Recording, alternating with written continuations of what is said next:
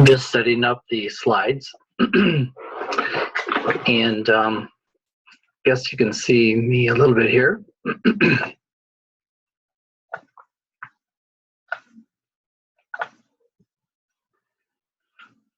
So I want to present tonight these slides on qualitative research.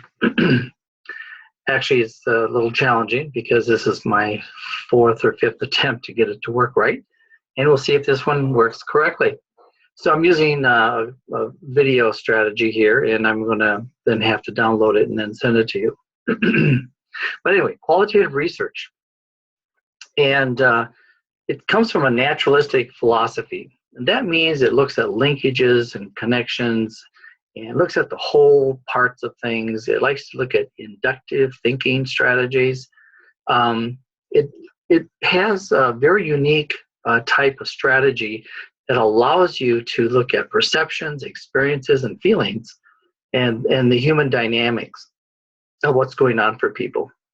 So it's very different than you might think of normal research.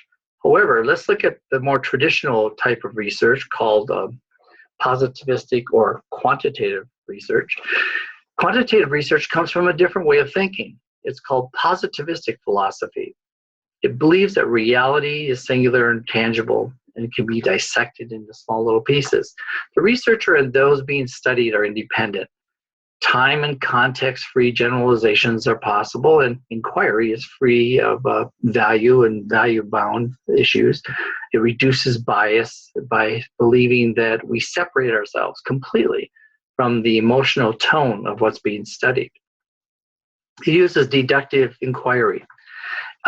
There are real causes, or at least high probability of relationships that exist and presented by numbers back to the readers, so they can see these numerical relationships.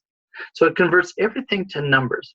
Everything has some kind of numerical relationship, either showing cause effect or probability of it being having an impact based on some kind of treatment. They also believe that there's an independent and dependent variable that are used in many of the designs. Independent variable is the treatment, and the dependent variable is the outcome of that treatment, what happened. They also look at rigor, strong rigor, and good designs having validity, reliability, and generalizability. Those are key components to positivistic thinking. Positivistic thinking is what's needed to do quantitative research. So let's go back and now let's look at the qualitative side, which needs naturalistic thinking. Realities are multiple, pluralistic, holistic. The researcher cannot really separate themselves from what's being studied. They don't really believe it's possible. They believe that all inquiry is actually value-bound. Oh, excuse me, my throat here. They believe that validity is designed into the process. So they don't really look at reliability and generalizability as valuable concepts within their study structures. They also believe that there's a constant, mutual, simultaneous shaping going on. So things are dynamic. It's not stagnant. It's looking at things that are very complex in that way. And that's the only kind of research that would work, if you can picture that. But some people can't deal with that because they don't think this way. They think in the positivistic world. And so therefore, they would never try to do a qualitative study. And if they're a naturalistic kind of thinker, they have to learn a little bit about quantitative research strategies, but they often don't enjoy doing that either. They're very different philosophies. So this slide is sometimes hard for people to really grasp. And what it really is saying is that when you have the philosophy going across the top from positivistic to naturalistic, then you move your research designs from left to right as well. On the positivistic side are all the quantitative research over here on the left. And on the right are your naturalistic research. And in the middle are those that are blended, sometimes called triangulated studies. So let's go to qualitative studies. Phenomenology, very common qualitative research design. And it has various kinds of things that deal with the lived experience of the individuals. The lived experience. That's the key phrase of what constitutes phenomenology. If someone says, I'm looking at the lived experience of 13-year-old girls who are pregnant trying to go to school, then you are doing phenomenology. And it has very specific things associated with phenomenology. Ethnography is the study of a culture. And it could be any kind of culture, but you usually get into that culture very deeply, and you spend a lot of time there. Postmodernism is a type of research where you would go in and look at maybe something that just happened, like the shooting in Orlando. You'd be doing the interviews, you'd be looking at the reports, you'd be looking at the videos that are done, looking at people's iPhone discussions, you'd be looking at chat lines, you might be looking at Facebook postings. You're collecting all this information, and then you're identifying something in terms of what was really going on for the people during that shooting. In the middle is grounded theory, and I have it over here in the middle, even though every textbook puts it into qualitative research design. It is qualitative in the sense that it uses naturalistic thinking. However, sometimes they generate numbers, and that's why I put it in the middle. So let's look at the next slide. You can see that these arrows that come down, they drop down into what's called the qualitative rigor, research rigor. And these are very unique for qualitative studies. And we're going to talk more about those in a minute, but they're very different than the rigors you would find in quantitative studies on the other side. We'll even show some comparisons between the two before we end this study here, or this presentation. I want you to know that positivistic inquiry goes to quantitative research strategies, and you can see them there, like quasi-experimental, experimental, Solomon design, and they have certain rigor that must be a part of making them strong. And then you have these other things in naturalistic inquiry that drop down and are into qualitative research, and they have a very different type of assessment of what constitutes rigorous study. There's one piece in here that's red. It's called constant comparative analysis in grounded theory. It's only used in grounded theory, and it's a very unique strategy. So if you ever see it, you would hope that they were calling their study grounded theory. Here's what it looks like. They go to the literature, and they find information that helps them generate an idea or a problem to look at. Then they go collect data on this, and then they go back to the literature, see if it's verified, and see if it actually connects to what they've been collecting. Then they go back and collect more data. And then they go back to the literature and examine the literature even further. Sometimes it shifts and moves a little bit, but they keep going back and forth, called constant comparative analysis. And that's what constitutes grounded theory, or a strategy, a rigor in grounded theory. So let's go to the next slide.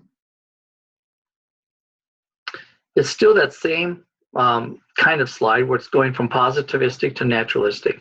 But below it is the sample sizes. Notice the differences in sample sizes.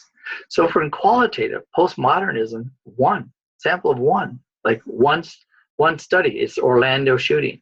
They're studying that. Or ethnography, excuse me, ethnography. They might be studying the New Guinea population and why they don't use a language that has future tense in their language. Interesting thing, they spend lots of time there. They might spend years in a culture studying what's going on in that culture.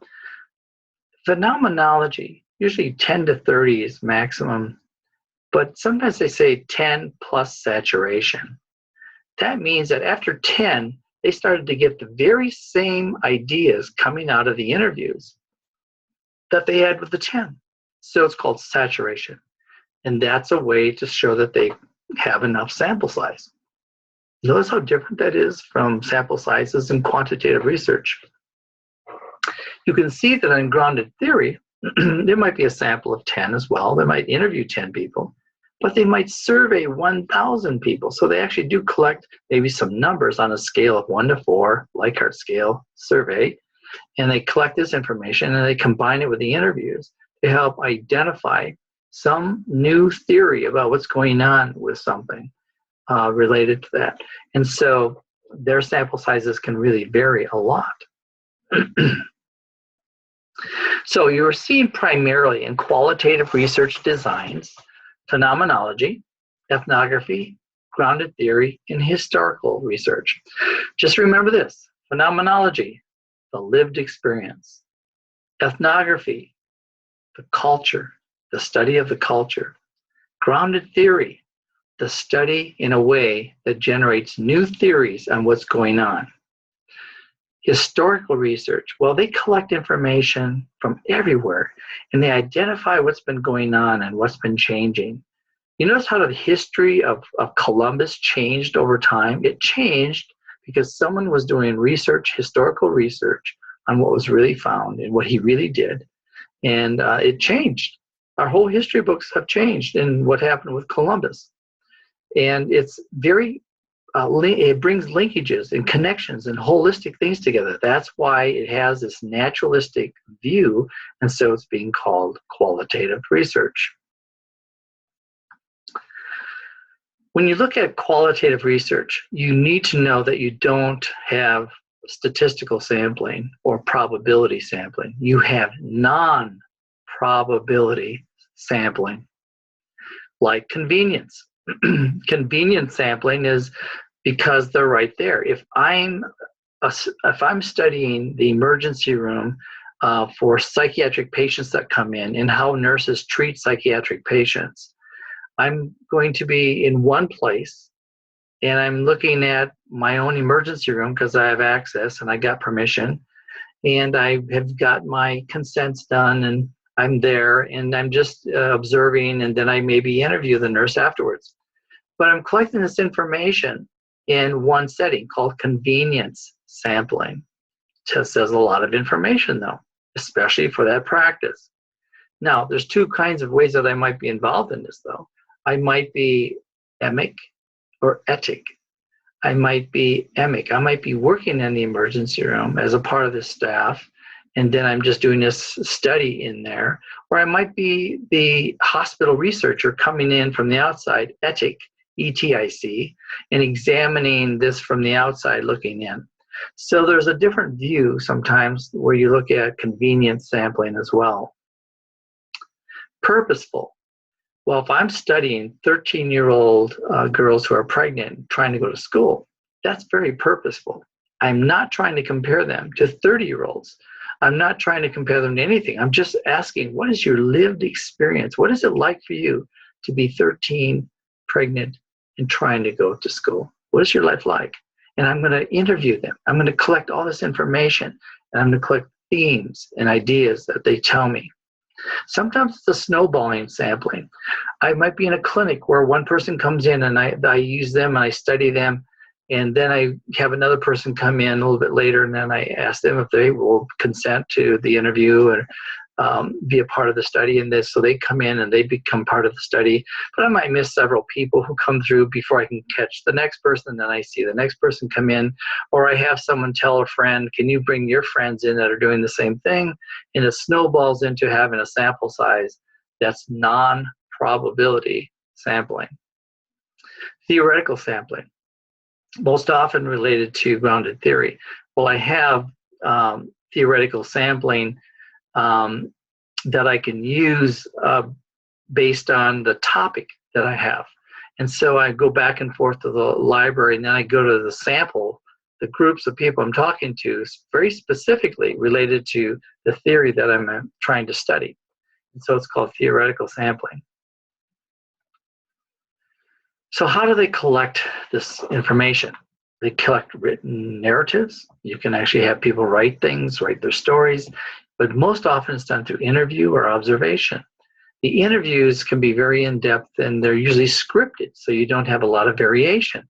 A scripted interview that has very specific questions. It may lead into other questions, but certain questions are always set, so you have a centering point for every single subject you talk to for each topic and each question. And you collect this either on tape recorder, usually, or some other way. It could be videotaped, but it's transcribed and then it's turned into actual pages of documents. You might be an observer, sitting in and watching things happen, like the emergency room nurse who's observing other nurses treating psychiatric patients in the emergency room. So you might have this observer strategy going on, and you take notes about what you're seeing. You also might be taking notes on the nonverbal communication that takes place. Those are called field notes and side notes. And you look at maybe, I saw lots of grimacing during this interview. I saw no expression of compassion during this interview. Those kinds of nonverbal things. So these are the rigors that I want to cover with you related to qualitative research. But I'm not going to cover the 5 standards. What's happening with the 5 standards in the bottom of this sheet by Burns and Grove is that they're starting to drop them. They're not using them much anymore, so I'm going to drop them as well. But one of them is credibility. You know, to increase credibility of a research, the subject matter members checking, peer debriefing. Sometimes you triangulate different kinds of information, but you want to build credibility with the data that was collected. Then there's transferability. You're comparing the sample and demographic data to see whether it's any other kinds of reports or statistics or sampling or other methods have shown any other things like this. Quite often that can happen from your literature review. And can it be transferred? Sometimes people perceive this to be this generalizability piece. Is it transferable based on the culture? Let's say that I'm talking only about working with 13-year-old pregnant girls trying to go to school. But in your case, you're working with 18-year-olds who are trying to go to finish high school, and they're also pregnant, but they're 18. Is it transferable? No. It's a different kind of population. So you don't really talk about generalizability about all spectrums because you didn't do a random sampling. But you can talk about transferability. Is it the right population? You want to know about this population versus maybe the one that you're working with. You might be able to transfer some ideas in, and you might not be able to transfer some ideas in based on what was found. Dependability. So you can actually look at dependability and checking with your peers. You can also be checking with your subjects and actually have them, actually no, that would be confirmability. Dependability is actually looking at peer debriefing and triangulation, of the data. It leaves an audit trail. You talk about how this is really being done step by step by step, so that whoever's reading the study knows exactly what's being done all along the way. And it's called dependability. I can depend that this person collected this information exactly the same way every single time, asked the same questions, the same way, same amount of time with all the different subjects, so that you know the data tends to be more consistent. Confirmability. This is where you do go back and ask the subjects to look at what was actually said. Hey, they can read the transcript. Would you mind reading it to see if I misinterpreted you? And could you make any corrections if you like? And they can do that. And then you send it back to you and you make corrections. Sometimes confirmability might be done with experts or expert opinions because they are various kinds of experts. But these are things that constitute trust of a qualitative study, building trustworthiness in a qualitative study.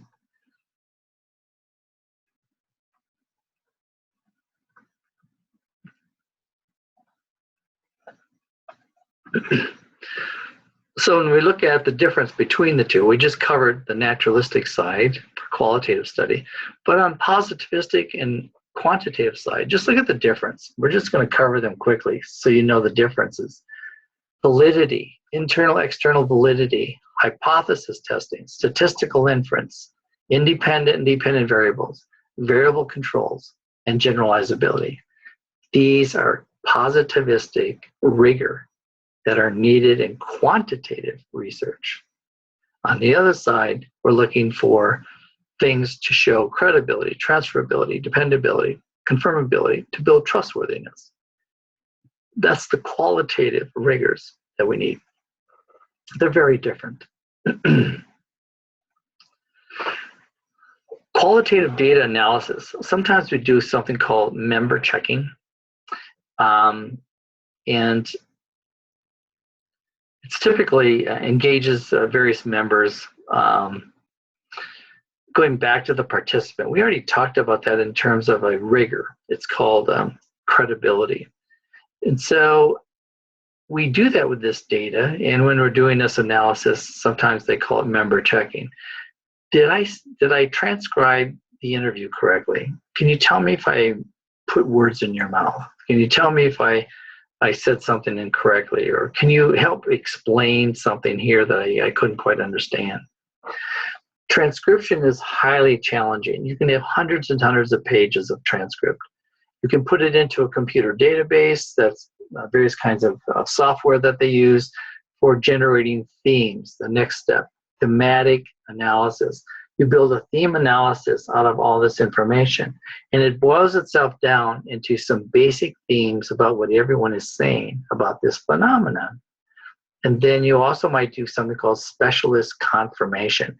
If this person has a learning disability, you might be bringing in, or if your purposive sample might be people with learning disabilities, you might be bringing in someone with learning disability expertise to help look at the data and see whether they see any triggers or anything that kind of is way off based on all their years of experience, called specialist confirmation.